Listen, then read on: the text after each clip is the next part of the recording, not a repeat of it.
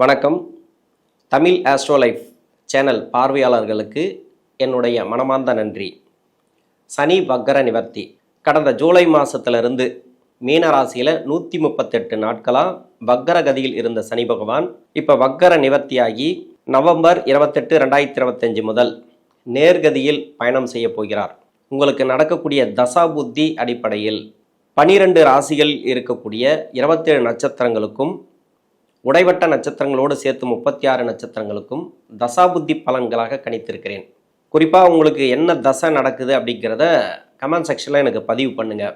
மகர ராசி உத்திராடம் நட்சத்திரம், இது சூரியனோட நட்சத்திரம். தசா காலங்கள் 6 வருடம். என்னோட கணக்குப்படி 3 வருடத்தை நான் கணக்கில் எடுத்துக்கிறேன். உங்கள் சுய ஜாதகத்தில் என்ன தசா புத்தி இருப்பு இருக்கோ அதை நீங்கள் கணக்கில் வச்சுங்க.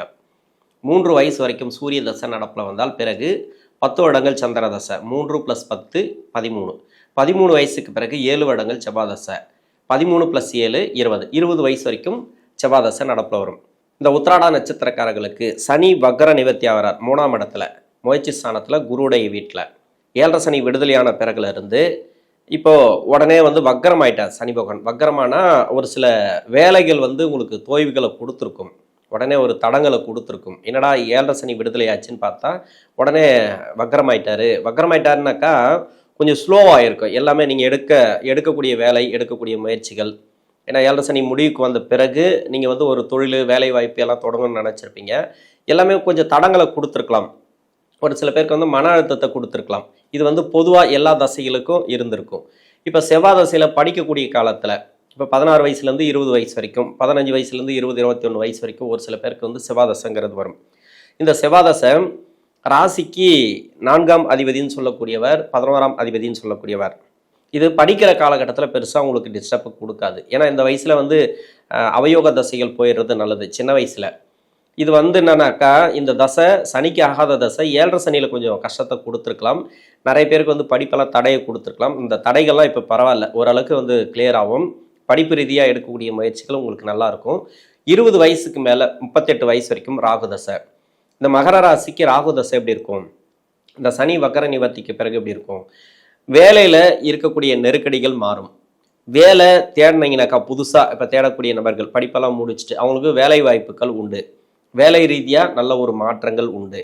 ஏன்னா 7.5 சனியில் தான் அந்த சனி பகவான் இந்த தசை எந்த தசை அப்படின்னு பார்க்கும். அது அவயோக தசையா யோக தசையா அப்படின்னு பார்த்துட்டு இவர் என்ன மாதிரியான பாவத்தில் இருக்கார் உங்கள் சுய ஜாதகத்தில். ஏன்னா ஒரு சில பேருக்கு நல்ல ஆட்சி உச்சத்தில் இருக்கும் இந்த சனி பகவான். சுப கிரக சேர்க்கை, சுபகிரக தொடர்பு, அது மாதிரி நல்ல சுபத்துவமாக இருந்துச்சுனாக்கா உங்கள் சுய ஜாதகத்தில் ஓரளவுக்கு இந்த 7.5 சனி அப்படிங்கிறது கஷ்டத்தை கொடுத்துருக்காது. இருந்தாலும் யோக தசை நடக்கும்போது யோகத்தையும் அள்ளி கொடுத்துரும். அதே மாதிரி அவயோக தசைகள் நடந்தாலும் உங்கள் ஜாதகத்தில் சனி பகவான் பலமாக இருந்துச்சுனாக்கா, நல்ல அமைப்பில் இருந்துச்சுனாக்கா பெருசாக கஷ்டங்களை கொடுக்காது. அது மட்டும் இல்லாமல் இந்த ராகு பகவானுக்கு வீடு கொடுத்த கிரகம் உங்கள் சுய ஜாதகத்தில் எந்த வீட்டில் இருந்தாலும் சரி, அந்த வீடு கொடுத்த கிரகம் இந்த ராசியாதிபதினு சொல்லக்கூடிய சனி பகவானுக்கு நட்பு கிரகமா இல்லை வேற லக்னமாக அந்த லக்னத்துக்கு நட்பு கிரகமா இந்த ராகு பகவான் அப்படிங்கிறது ரொம்ப ரொம்ப முக்கியமானது. வேற லக்னமாக இருந்து அந்த லக்னத்துக்கு இவர் யோகராக வந்தாலும் சரி, இந்த ராசிக்கு யோகராக வந்தாலும் சரி, இந்த தசைங்கிறது சிறப்பு. ஆனால் வீடு கொடுத்த கிரகம் பலமாக இருக்கணும். எந்த வீட்டில் இருந்தாலும் சரி, நம்ம ராகு தசை அப்படின்னு சொல்கிறோம், ஆனால் எந்த வீட்டில் இருக்கோ அந்த வீட்டதிபதியோட தசையாக தான் அதை நம்ம பார்க்கணும். இப்போ மேலே ஸ்டிக்கர் நம்ம ஒட்டிக்கலாம் ராகு தசை அப்படின்ட்டு. மற்றபடி பார்த்தீங்கன்னாக்கா இப்போ புதனோட வீட்டில் இருந்தால் அது புதன் தசை என்ன கொடுக்கணுமோ அதைத்தான் கொடுக்கும் அந்த 10 வருடங்களும். இதேமாதிரி சூரியனோட வீட்டில் இருந்தாலும் அந்த சூரியன் கொடுக்க வேண்டிய பலன்கள் தான் அது கொடுக்கும். மோசமாக பாதிக்கப்பட்டவங்க யார் அப்படின்னாக்கா இந்த ராசிக்கு 8ல் சனி ராகு சேர்க்கையோ இல்லை அதாவது உங்கள் லக்னத்துக்கு சனி ராகு சேர்க்கை இருக்கக்கூடிய நபர்களுக்கு மோசமாக பாதிக்கப்பட்டிருக்கும். அப்படியாப்பட்ட பாதிப்புகள் உள்ள ஜாதகம் இருக்கு இல்லையா. இப்போ இந்த 7.5 சனி விடுதலையான பிறகு சனி வக்கர நிவர்த்திக்கு பிறகு சனி ஒரு நல்ல பொசிஷனில் வரார், 3ஆம் இடத்துக்கு வரார். நீங்கள் வேலை சார்ந்து முயற்சி பண்ணாலும் சரி உங்களுக்கு நல்லா இருக்கும், இடம் சார்ந்து முயற்சி பண்ணாலும் உங்களுக்கு நல்லா இருக்கும். இப்போ திருமணத்துக்காக முயற்சி பண்ணவங்களுக்கும் நல்ல ஒரு வெற்றி வாய்ப்புகள் உண்டு. இது வரைக்கும் எதுவுமே உங்களுக்கு தடையாக இருந்தது, எதுவுமே வெற்றி வாய்ப்புகள் இல்லை, இப்போ எல்லாமே எனக்கு பிரச்சனையாக இருக்குன்னாக்கா அந்த பிரச்சனைகள் சால்வ் ஆகும்.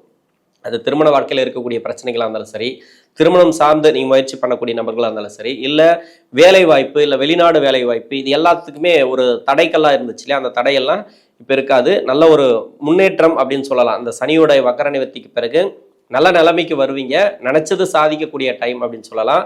ராகுவை பொறுத்த வரைக்கும் அவயோக தசையாக இருந்தாலும் உங்களுக்கு அந்த அளவுக்கு கஷ்டத்தை கொடுக்காது. ஏன்னா 7.5 சனி வரும்போது தான் உங்களுக்கு கொடுக்கும். இப்போ 7.5 சனி கிடையாது. இப்போ எடுக்கக்கூடிய முயற்சிகள் உங்களுக்கு நல்லா இருக்கும். மற்றபடி குழந்தை பாக்கியம் இல்லாத தம்பதியர்களுக்கு குழந்தை பாக்கியத்தை கொடுக்கும். ரொம்ப லேட் ஆகி திருமணம் ஆகாத நபர்கள்லாம் இருக்காங்க இல்லையா, அதாவது 30-32 வயசுலலாம் இருக்காங்க இல்லையா, அவங்களுக்கு திருமண பாக்கியம் உண்டு. இந்த டைமில் வந்து கிளியராக சொல்கிறேன், திருமணம் அப்படிங்கிறது எந்த முயற்சி எடுத்தாலும் சரி நல்லாயிருக்கும்.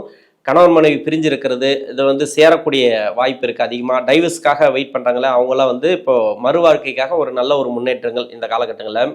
வேலை சார்ந்து இப்போ வேலையில் இருக்கிறீங்க, எனக்கு திருமண வாழ்க்கை நல்லா இருக்குது, மற்றபடி எல்லாமே நல்லா இருக்குது, இப்போ வேலையில் வந்து ஒரு ப்ரொமோஷன் கிடைக்கல அப்படின்னாக்கா அந்த ப்ரொமோஷன் கிடைக்கும்.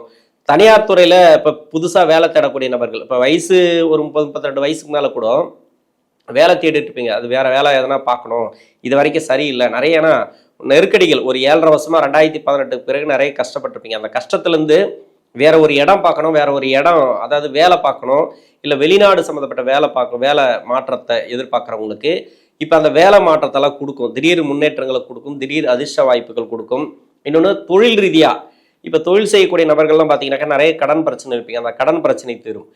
வர வேண்டிய பணம் இப்போ வரத்துக்கு வாய்ப்பு இருக்குது. அதிகபட்சமாக பண ரீதியாக நல்ல ஒரு முன்னேற்றங்கள் இந்த காலகட்டங்களில் உண்டு. 38 வயசுக்கு மேலே 54 வயசு வரைக்கும் குரு தசை.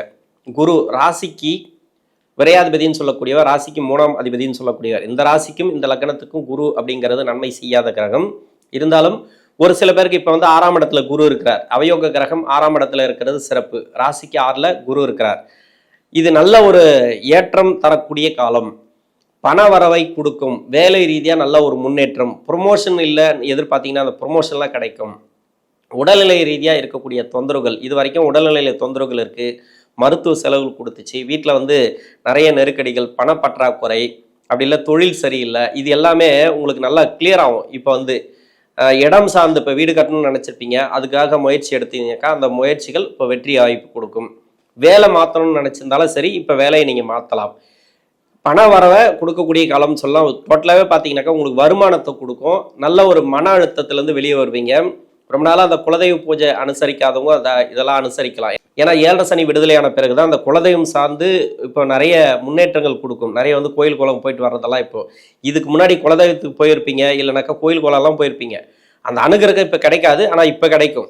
டோட்டலாகவே இப்போ தான் உங்களுக்கு 7.5 சனி அப்படிங்கிறது விடுதலை. இந்த குரு தசையில் இருக்கிறவங்களுக்கு பெரும்பாலும் இந்த ராசிக்கு அவயோகம் செய்யக்கூடிய கிரகம் இருந்தாலும் 3, 6, 10, 11 ஆகிய இடங்களில் இருந்து தசை பண்ணிச்சுன்னா உங்களுக்கு சிறப்பு. இன்னொன்று வந்து பரிவர்த்தனையில் வந்துச்சுன்னு வச்சிங்களேன், அவங்க ராசிக்கு வந்து சனியோட வீட்டில் குருவுடைய வீட்டில் சனி இருந்துச்சுன்னா அவங்க சுய ஜாதகத்தில் பரிவர்த்தனையில் இப்போ குரு சனி பரிவர்த்தனை ஆகிடும்.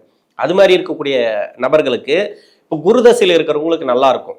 இப்போ வீடு கட்டுறது, ப்ராப்பர்ட்டி சேர்க்கை, அப்படி இல்லைனாக்கா வேலை சார்ந்த முன்னேற்றம், வேலையில் ப்ரொமோஷன் எதிர்பார்த்துருந்தாலும் சரி அந்த ப்ரொமோஷன் கிடைக்கிறது, வெளிநாடு சம்மந்தப்பட்ட வேலை, திடீர் மாற்றங்கள், வீட்டில் யாருக்காவது வேலை தேடினாக்கா அவங்களுக்கு வேலை கிடைக்கும், பொருளாதாரத்தில் வீட்டில் நல்ல ஒரு வளர்ச்சி, அது மாதிரி பாசிட்டிவாக சொல்லணும்னா நிறைய சொல்லலாம். அது மாதிரி பரிவர்த்தனையில் வந்த ஜாதக அமைப்புகள் பரிவர்த்தனையில் வரல, சரி வேற எங்கேயோ இருந்து தசை பண்ணுது, 3, 6, 10, 11 இந்த குரு தசைங்கிறது சிறப்பு.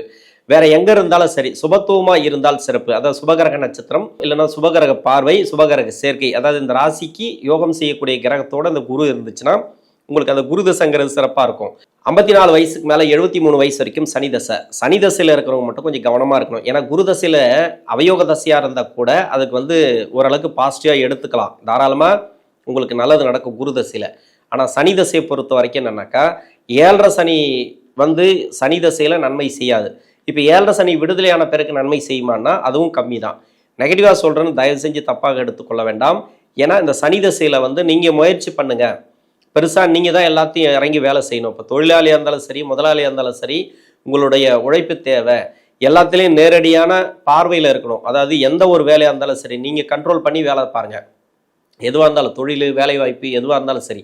ஆனால் பண வரவெல்லாம் பார்த்தீங்கன்னாக்கா கொடுத்த பணம் வர்றதெல்லாம் இப்போ வந்துடும். உங்களுக்கு 7.5 சனி விடுதலை மாதிரி தான். மொத்தமாக பார்த்தீங்கன்னாக்கா அந்த சனி வக்கர நிவர்த்திக்கு பிறகு வர வேண்டிய பணம், தடங்களாக இருக்கக்கூடிய பணம் எல்லாமே வந்துடும். ஒரு சில பேருக்கு வந்து கேஸ், அந்த வழக்குகள்லாம் இருக்கு இல்லையா, அதெல்லாம் நிலுவையில் இருந்துச்சுன்னா அதெல்லாம் வந்து உங்களுக்கு பாசிட்டிவாக நகரம். அது ஆனால் ஒரு சில பேருக்கு வந்து தீர்ப்பும் வரலாம், அது வந்து உங்களுக்கு சாதகமாக வரலாம். அது மாதிரி இன்னொன்று இடம் சார்ந்து, அதாவது சொத்து சார்ந்து இருக்கக்கூடிய பிரச்சனைகள் இது எல்லாமே சால்வ் ஆகும். வாரிசுகள் வழியில் இருக்கக்கூடிய பிரச்சனைகள், பெரும்பாலும் வந்து சனி திசையில் வாரிசுகள் சார்ந்த நிறைய பிரச்சனைகள், மன அழுத்தங்கள், நம்ம சொல்கிற பேச்சு கேட்காம இருக்கிறது, இல்லை அவங்களுக்கு சரியான வேலை வாய்ப்பு அமையாமல் இருக்கிறது, அது மாதிரி ஆனால் உங்களுக்கு மட்டும் தான் அந்த சனி தசைங்கிறது கஷ்டத்தை கொடுக்குமே தவிர அவங்களுக்கு கஷ்டத்தை கொடுக்காது. அவங்களுக்கு வந்து இதன் பிறகு நல்ல ஒரு வளர்ச்சி அப்படின்னு சொல்லலாம். தொழில் செய்யக்கூடிய நபர்கள் மட்டும் அந்த சனி தசையில் இருக்கிறவங்க கொஞ்சம் கவனமாக பண்ணணும். ஏன்னா முதல் 9 வருஷம் பின்னாடி 10 வருஷம் அப்படின்னு பிரித்து சொல்லியிருக்கேன். நான் ஒரு சில இது பதிவுக்காக நான் வீடியோ போட்டிருக்கேன், அதை போய் பாருங்கள். என்னதான் இருந்தாலும் இந்த சனி தசைங்கிறது அந்த அளவுக்கு நல்ல பலன்களை கொடுக்குமா அப்படின்னா உங்கள் சுய ஜாதகம் சொல்லணும். ஆனால் தொழில் செய்யக்கூடிய நபர்கள் மட்டும் ரொம்ப ரொம்ப கவனமாக இருக்கணும். எம்ப்ளாயாக இருக்கிறீங்கனாக்கா உங்களுக்கு பிரச்சனை இல்லை, எம்ப்ளாய்க்கு வந்து பிரச்சனை கிடையாது. ஓரளவுக்கு அந்த ப்ரொமோஷன் அது இதுன்னு பரவாயில்ல, நல்லபடியாக வந்துடும். வயசான காலகட்டத்தில் வர தசை தான். இருந்தாலும் தொழில் செய்கிறீங்க அப்படின்னா கொஞ்சம் கவனமாக பண்ணுங்கள். நீங்கள் வேலை செய்கிறீங்கனாக்கா உங்களுக்கு வேலையில் ப்ராப்ளம் வராது. வீடு கட்டுறது, அந்த ப்ராப்பர்ட்டி சேர்க்கை, இது சின்ன சின்ன ஒரு நீங்கள் எதிர்பார்ப்புகள் ஓரளவுக்கு பூர்த்தி ஆகலாம். ஓரளவுக்கு தான் சொல்ல முடியும் இந்த சனி தசையில். ஒரு சில பேருக்கு வந்து கடன் பிரச்சனை தீரக்கூடிய வாய்ப்பு இருக்குது. உடல்நிலை தொந்தரவுகள், நோய் நொடி பிரச்சனைகள் எதனா இருந்துச்சுன்னா அதெல்லாம் மாறக்கூடிய வாய்ப்பு இருக்குது. 73 வயசுக்கு மேலே 90 வயசு வரைக்கும் புதன் தசை. புதன் இந்த ராசிக்கு 6ஆம் அதிபதி தசை, பாக்கியஸ்தானாதிபதி தசை. இது பெரும்பாலும் பார்த்தீங்கன்னாக்கா அந்த பாக்கியஸ்தானாதிபதி தசையில் கொஞ்சமாவது ஏதாவது உடல்நிலை தொந்தரவுகளை கன்ஃபார்மாக கொடுத்துருக்கணும். நோய் நொடி பிரச்சனைகள் அது மாதிரி எதனா மருத்துவ செலவுகள் கொடுத்துருக்கலாம். அதெல்லாம் கம்மியாகும். இப்போ ஓரளவுக்கு கம்மியாகும். ஓரளவுக்கு மட்டும்தான் சொல்ல முடியும். பின்னாடி வரக்கூடிய தசையில் உடல்நலத்தை பார்த்துக்கிறது நல்லது. உணவு பழக்க வழக்கங்களை கொஞ்சம் கவனமாக இருக்கிறது நல்லது. இந்த புதன் தசையில் வாரிசுகள் சிறப்புன்னு சொல்லலாம். பாக்கியஸ்தானாதிபதி தசைனாக்கா சொத்து சம்பந்தமான பிரச்சனைகள் தீரும். ரொம்ப நாளாக வந்து சொத்து கிடப்பில் இருக்குது, அது பிரிக்க முடியாமல் கிடக்கு, இல்லை அண்ணன் தம்பி பிரச்சனை, அக்கா தங்கச்சி பிரச்சனை, இது எல்லாமே இப்போ வந்து இந்த 7 சனி விடுதலைக்கு பிறகு, அதாவது 3ஆம் இடத்துல சனி வக்கர நிவர்த்தியான பிறகு இப்போ தான் 7 சனி உங்களுக்கு முழுமையாக விடுதலை. இருக்கக்கூடிய மருத்துவ செலவுலேருந்து உடல்நிலை தொந்தரவுலேருந்து எல்லாமே இப்போ தான் கிளியர் ஆகும்.